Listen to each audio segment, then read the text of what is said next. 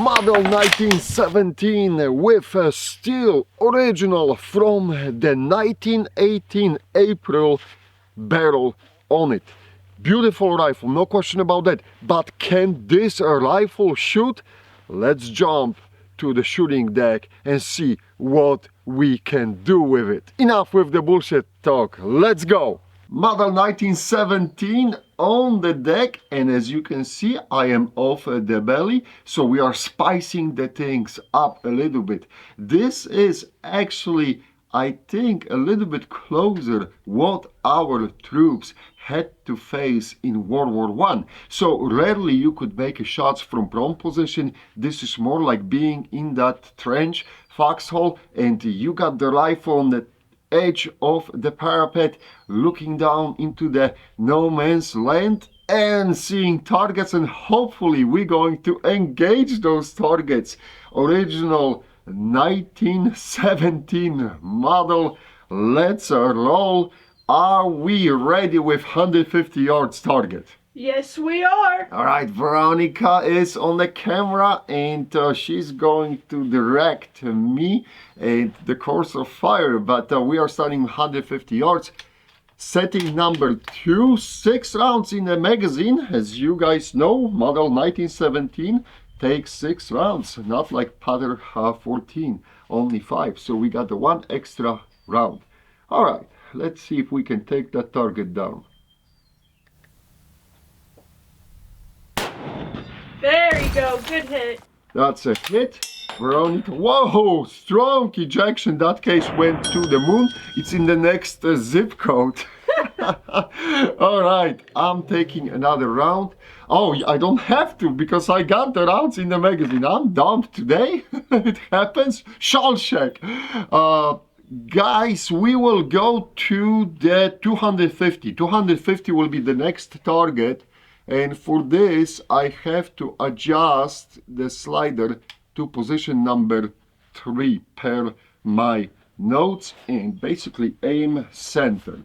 So whenever we're ready with that camera, are we ready? Not yet?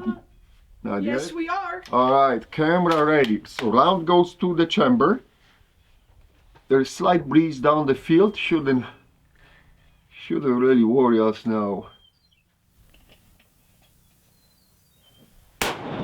There you go, good hit. That's a nice shot. Again, strong ejection. That's beautiful hit right between the eyes. So we are definitely on the roll here today. 300 yards, and I have to switch the slider, slightly go up, and as soon as camera ready, I'm going to engage that target. No, we're almost there. All Don't right. worry about it. All right, beautiful. Well, not yet. Let me know. Now we're ready. All right, no rush. We got time. Let's see if we can eliminate the target and don't kill the innocent, guys. I don't know who would be the innocent in the situation like at the front lines, but we just want to hit the guy in the middle, nobody on the side.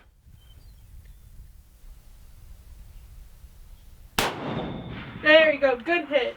All right, let me see where that hit was. Again, very nice hit. We are definitely, this rifle proves to be standing up to the legend. 350 yards.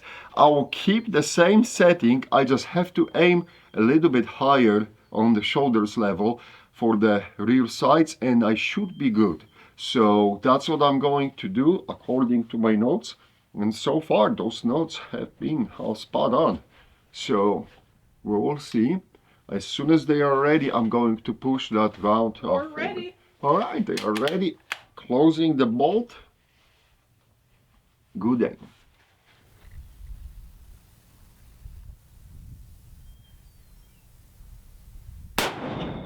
Oh, good hit at the neck.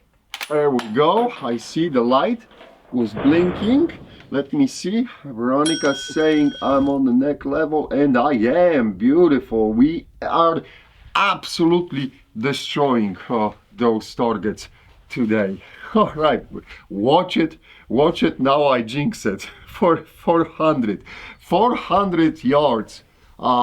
Veronica and Ula, ladies, we have to go to 400 yards target. I have to adjust the slider slightly, okay?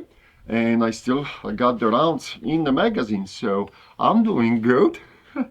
Yeah, we're ready whenever you are. All right, round goes to the chamber. And let me see.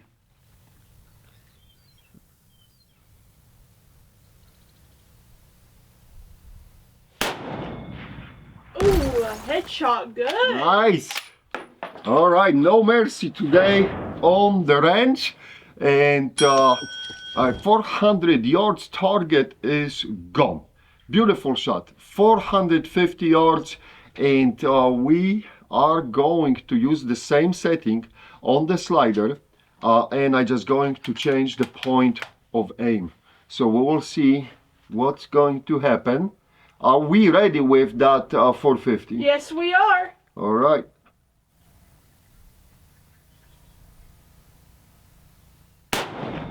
There you go. Good headshot. Oh, neck shot. Next shot again. Neck shot again. All right. This is one of my difficult targets, guys, because of the lighting and everything. Oh yeah, I see it. I got it on the right side of the neck, but very much in center. I hate shooting at that target. I'm not joking.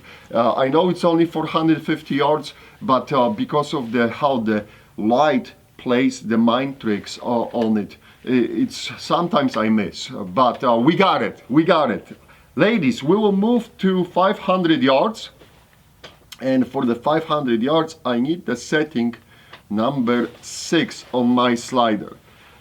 And I'm going to put the fresh round to the magazine, and we're going to aim a little bit in the lower portion of the target. That's what the notes are saying, in order to knock out and eliminate that target. So as soon as girls are ready. We're ready. All right, they are ready. Let me see. Slight breeze.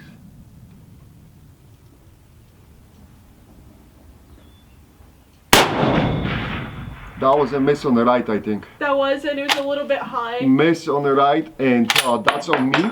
Guys, I thought I feel something, and I push it to the right, and I guess that was not necessary. And just aim a little bit lower, because that was a bit high. I see that the target blends a little bit with the grass, but I'm going to hold more in center.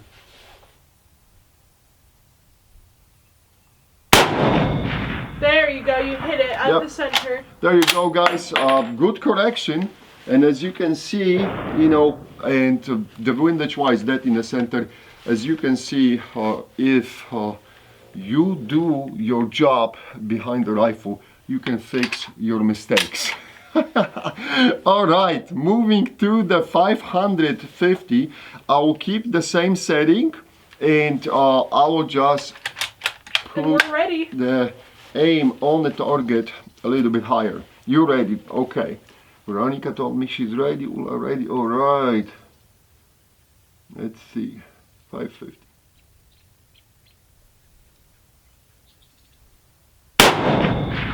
There you go, neck shot. Next shot.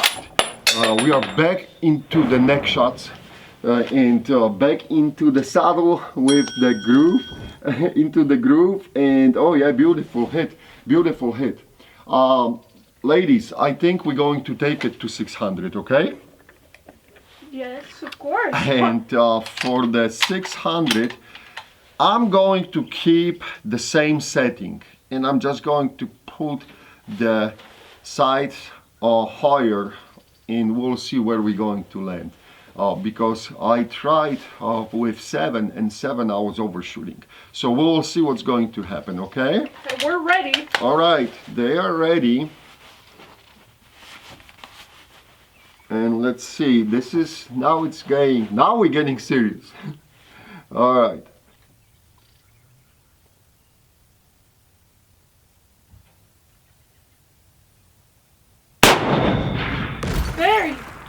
you hit it at the head. There you go. That's a shot. That's the shot, guys. And boom. It's right on the left edge of the head. I don't know if that will be visible in the camera, but I will take a picture. I think it's right. Do you see the same thing? Yeah, I see it is at the left edge of the There's the head. left side of the head. So, what a march. We had the miss at the 500 yards, but it was corrected. And other than that, we absolutely marched to that field, going back to the studio in the woods. Alright, jaw-dropping performance, headshots at 150, 250, 350, 400, 450, 500 and 600 yards. Absolutely jaw-dropping. One miss though at 500 yards, but I did manage to correct myself. On that note, guys, we are shooting in some crazy winds. Watch that video, watch that wind coming from the right and twisting around. So this should give you the idea how insane this range gets. And shooting sometimes on this range absolutely blows my mind. I will never stop learning about the wind on this range. But let's talk about this rifle. Of course, I knew this rifle can shoot. This is the same rifle which I used to win the King of the Irons this year. So I had a pretty good idea what the rifle is capable of doing. Now, you guys were saying that we have to spice the things up, and I thought I agree. Yes, we have to do something to make it a little bit more difficult for the shooter. That's the reason why I decided for this episode to move off the belly and start shooting from that cross legs sitting position with the front support from the barricade. I thought that this is a great simulation for like World War I trenches foxhole setup when the soldiers or Marines were resting the rifle on the edge of the parapet and watching over the no man's land basically. So it worked out beautifully. But anyhow, going back to the model 1917, this one was made by the Eddystone, and we also had the Remington and Winchester manufacturing these. How we even end up with the model 1917, you may ask, since we had the Springfield 1903 in World War I. That is absolutely correct. However, we were manufacturing the pattern 14 rifles for the British, who could not keep up with the demand from their front lines in World War I and keep replacing missing or damaged rifles at the front lines. So they went to the United States and asked the companies to start manufacturing pattern 14 rifles for them. So when the US entered the war, we already had a very good idea how to manufacture the pattern 14, but we changed of course to the 3006 of cartridge from the 303 British, because this is America, and the three companies, Eddystone, Remington and Winchester, started pumping up the model 1917 for the US government. So that's in the nutshell, that's the short history of the model 1917, how it ended in the US troops' hands. And rifle was a little bit heavier than the Springfield 1903, but at the same time in the magazine it was holding 6 rounds, since we no longer running on the rim cartridge like a 303. There was enough room to fit that extra round to the magazine. It was well like rifle. Now I know that some people are saying that some soldiers did not like this rifle because it was too heavy, but really the difference between Springfield 1903 and the model 1917 is not that much. I know as an infantryman, yes, the ounces add to pounds and pounds add to pain, but I would think that in the grand scheme of events, that weight difference wasn't really as much as the people on the internet tried to make the story about it. Was Springfield 1903 more sexy? Yes, in my eyes, I think it is, looking a little bit better. It is cooler rifle than the model 1917. That being said, the performance usually which you will get from the model 1917 is a jaw dropping. You've seen what I did on the range, but also I know that the people who own these usually have a very good results. In our setting, I use the Hornady 168 grain ELD bullets, match grade ammo, and it jellies perfectly fine with this rifle. I wish Hornady would sponsor us, right? Nobody wants to sponsor Vintage Rifle Shooters Club. What's up with you guys? But yeah, I will give them a credit. This was the ammo I used in this rifle, and I used the same ammo to win the King of the Irons. So I had a pretty good idea what this ammo can do and how it is behaving in this rifle. Now, you can find the model 1917 at the gun shows very often, and usually in a decent shape. Still, before purchasing, I would check if you could have those pocket bore scopes which you can connect to the cell phone and get a good picture of from inside the board what's happening inside the board. I would highly encourage you to do so. Just putting the light into the board and shining on it doesn't always tell the story, especially if you will find the example with the original barrels. Now, I have also seen people running a lot of model 1917 models at the competitions, but they put the Criterion barrels on them, and they deliver again, after replacing the worn out or beat up original barrel, outstanding results at the competitions. But then of course you don't have the kind of original rifle because it was with the changed barrel. So but if you have to do it to keep shooting the rifle, absolutely, I don't have a problem with that. All I'm saying is it's going to take a hit on the collector's market. But other than this, I think so that this rifle, from the infantryman point of view, from sniper point of view, it was fabulous rifle with excellent accuracy, very good iron sights. Speaking about the iron sights, you got the peep sight, which is traveling up and down for the more I would say accurate shooting.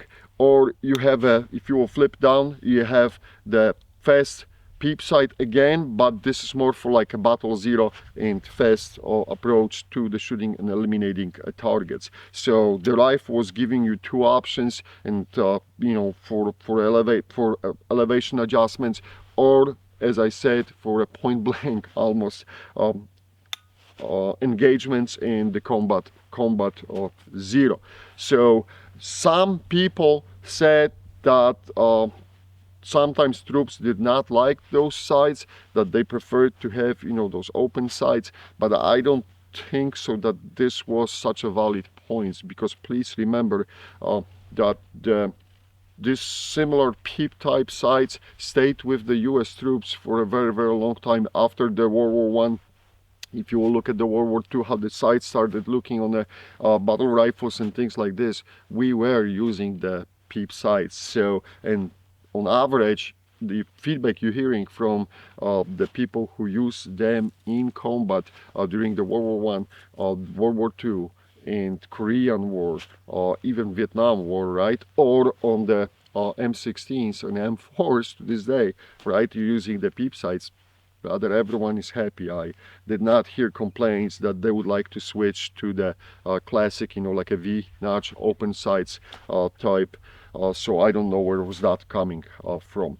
But that's it from me. If you have any questions about the model 1917, please post underneath of the video. If you would like to share what your model 1917 rifle is capable of doing at the range, please do that underneath of the video as well. We need those comments to generate the better punch on the algorithm for the YouTube so more people could see those videos. Guys, as always, thank you for watching. Big thanks to our Patreons. You guys are amazing. Thank you for helping to make those videos and ease up a little bit on the cost of doing it. Also, if you would like to have a patches, Vintage Rifle Shooters Club US made leather patches right here in the United States. This is not Chinese import or anything, so I'll post the link under the video in the comments pinned